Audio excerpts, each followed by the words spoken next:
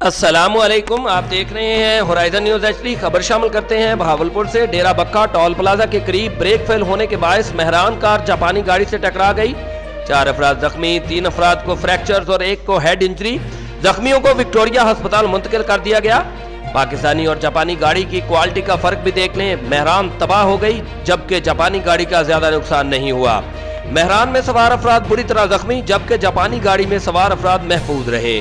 Report engineer محمد فہیم سرور Kamboj, CEO horizon news HD Pakistan. مزید خبروں اور اپڈیٹس کے لیے ہمارے YouTube چینل کو سبسکرائب کریں، بیل آئیکن کو پریس کر دیں اور ہمارے Facebook پیج کو لائک کیجیے۔